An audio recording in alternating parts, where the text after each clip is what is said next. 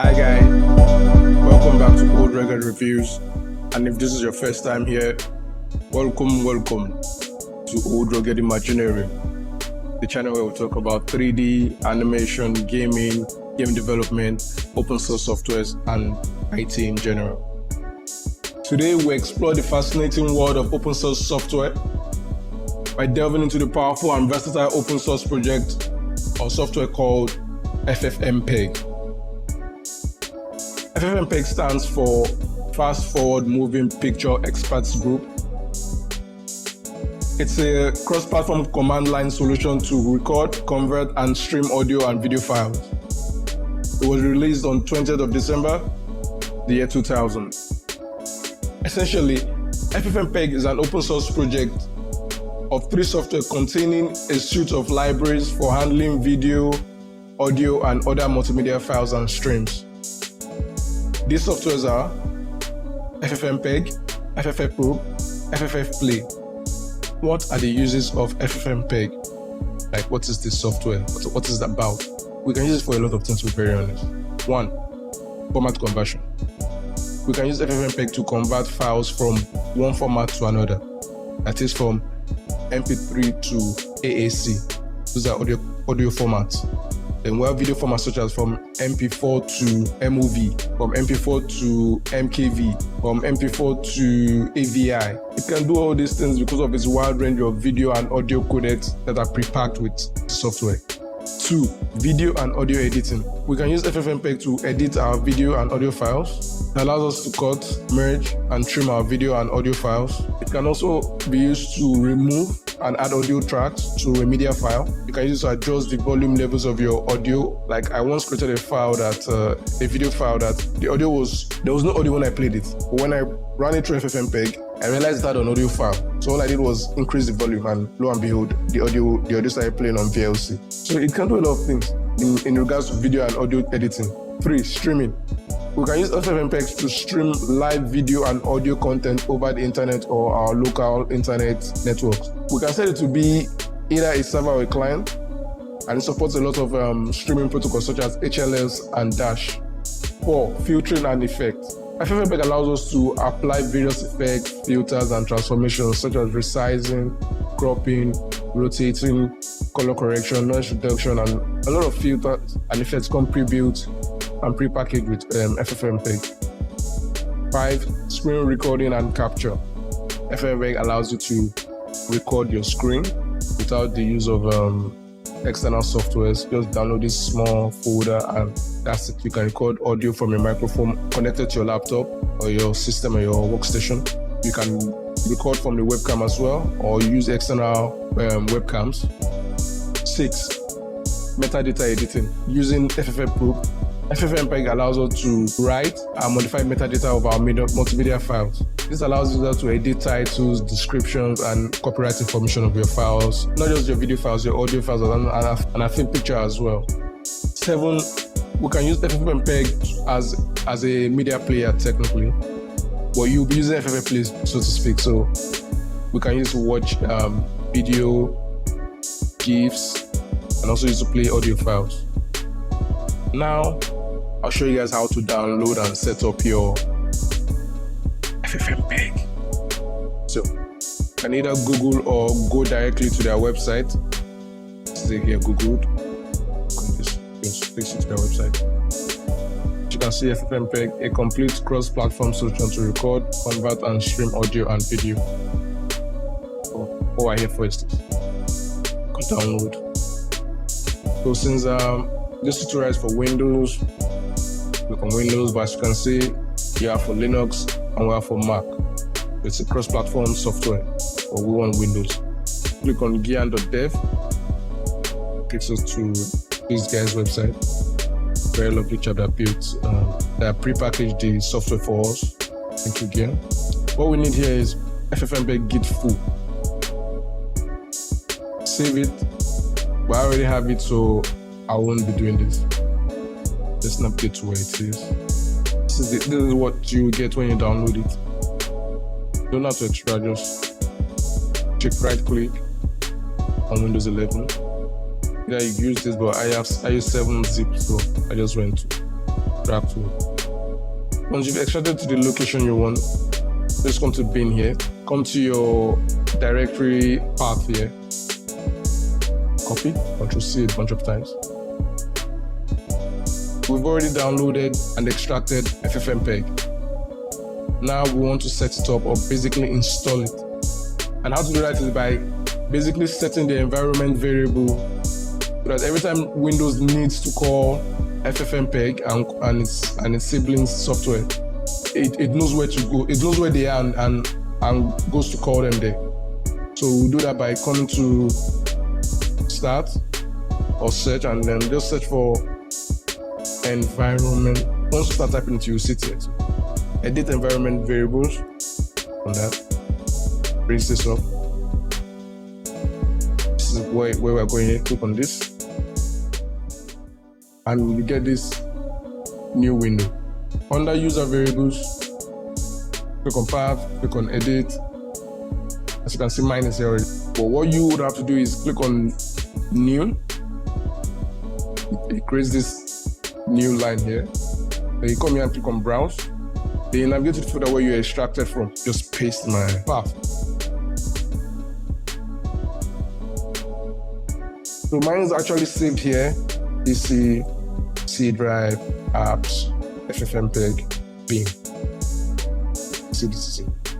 C apps, FFmpeg, bin. So you just click on OK. But I've done everything, and I'm scared I might have done. I don't want to do some mistakes. So I'll be using cancel. But in your case, you use OK. OK here as well. Or no, apply, then OK. But I'll be using cancel. I'm scared I made some changes. What are the pros and cons of FFmpeg? Let's start with the pros. Number one, it's free. Like €0, $0, free. So due to its open source nature, FFmpeg is free. It's distributed under the LPGL or GPL license. This means that the software can be used, that is, you can use it like that, modified, that is, you can dive into the code and edit it, change it, improve it. Yes, you can, without paying for anything. You don't need to purchase a license, you don't need to pay royalties, nothing, just free. Two, it's cross-platform. Like I mentioned earlier, you can get on Linux and almost every flavor of Linux, that is Ubuntu, Mint, and co. Mac and Windows. Three, it's powerful. It's very powerful, like it's a very powerful software. It comes with a wide range of features. FFmpeg offers an exhaustive set of features and functions, covering various aspects of multimedia processes for video, audio, and images. 4, large user and developer community. The FFmpeg project has a large and active community of users and developers who contribute to the project development and improvement. I mean, it's seen a lot of development recently. Another pro of FFmpeg is the extensive documentation and resources. And a lot of documentation. Let's just go to YouTube and let me just show you what I'm talking about. FFmpeg 2.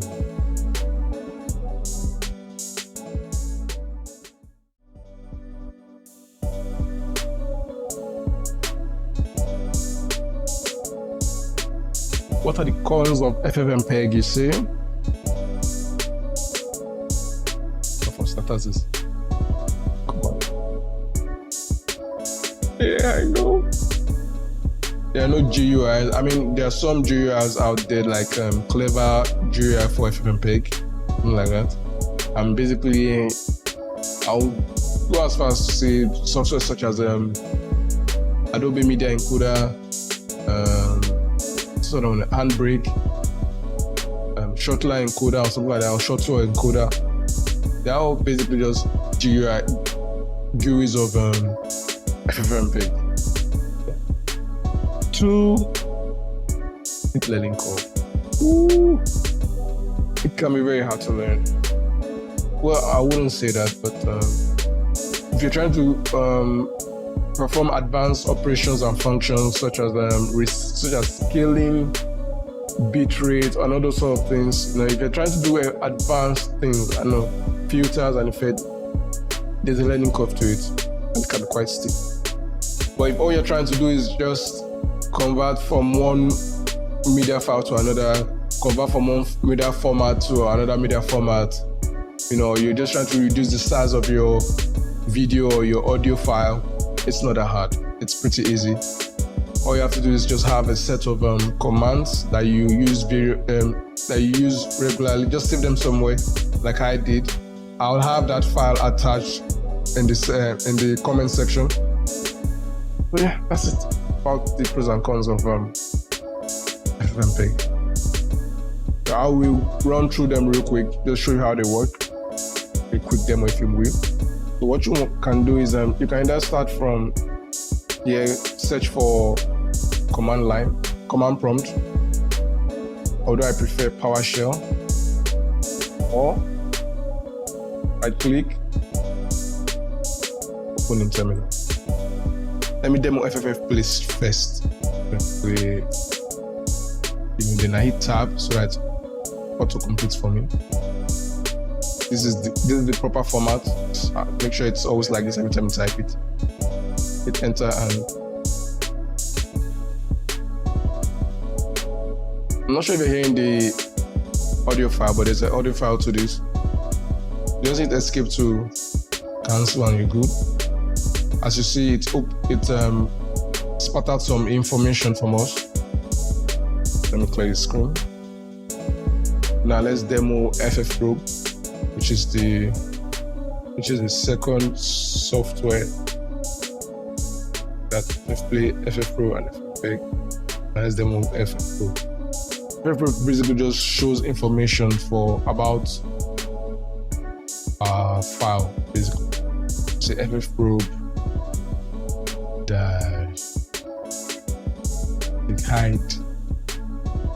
hide underscore banner, and human again, enter.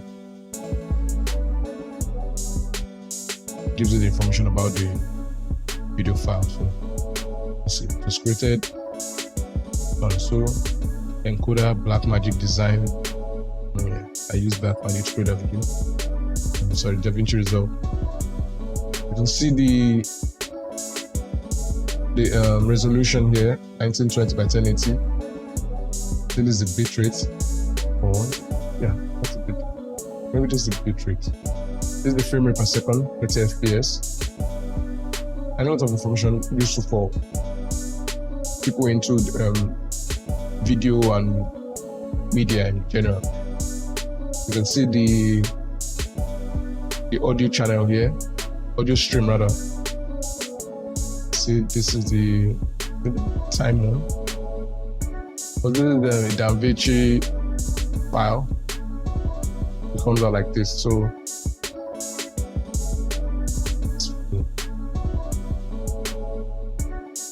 also just type FFmpeg. Let's do the out. Let's see Blackmagic. Wow. Let me spell some Blackmagic.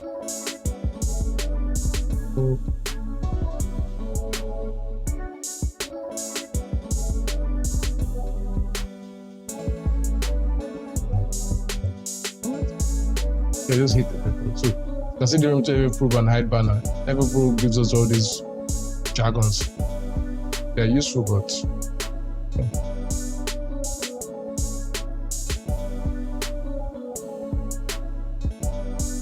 it's something a little more useful. Encoder Lab F60. I really don't know what that means, to be honest. I know this is the resolution, 1920 1080. Frame rate per second, 60.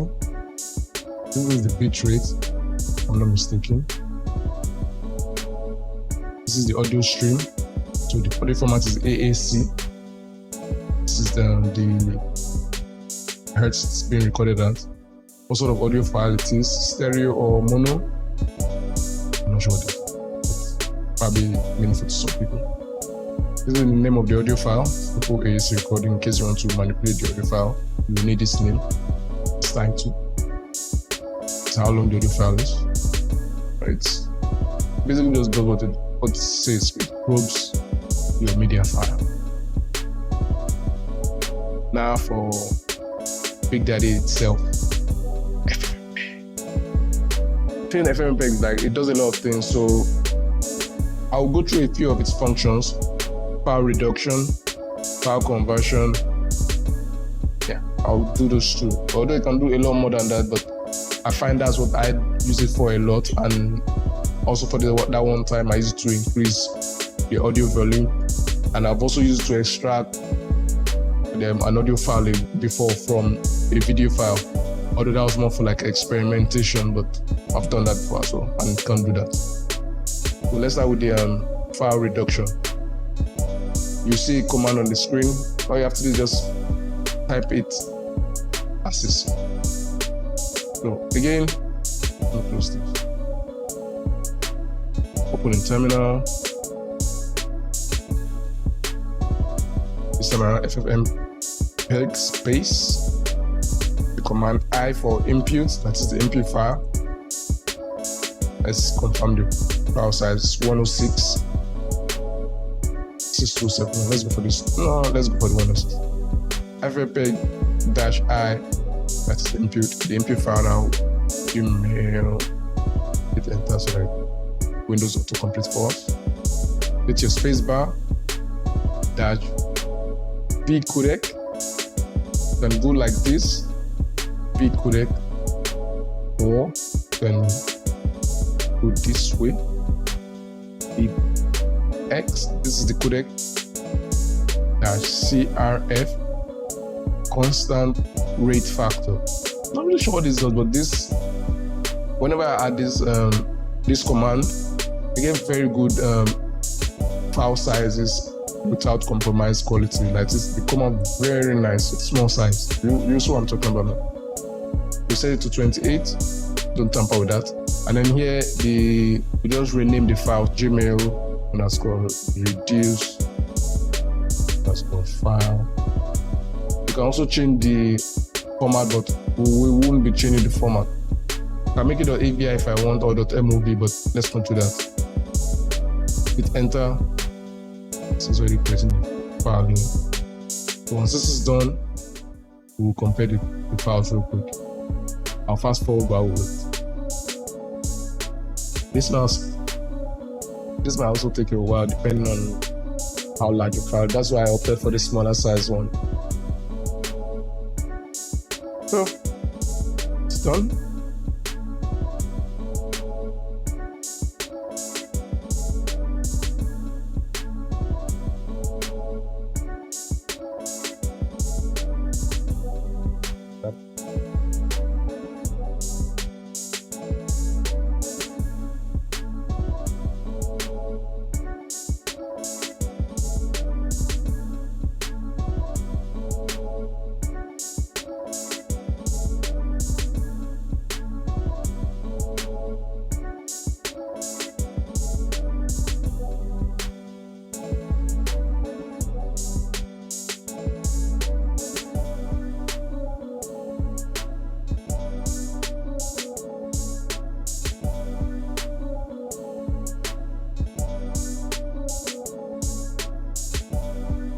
Used file,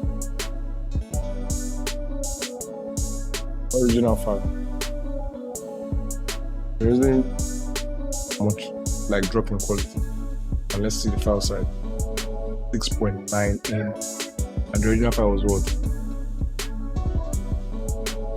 Yes, it's very powerful. As a matter of fact, I'm deleting this one. Oops. Now, file conversion. To convert files with FFmpeg is actually one of the most simplest things you can do. It's as simple as just taking the input file and then changing the format of the output file. It's very easy. So let's just FFmpeg FFmpeg. Let's take this other file now. Say -i out to 1 to MP3. Why not? Just to and there we go. And it's done. And this is just simply an MP3 file. This is a video file at MP4, and please works. You can do a lot more than just convert and reduce your file size. You can trim your videos and your audio files. You can scale them. You can rescale. You can change their size. You can change their resolution as well. You can change their bitrate. It's very powerful, but I just find that this is what I need it for, because most of the time, file conversion and reducing my file size and maintaining video integrity and quality. So, very good.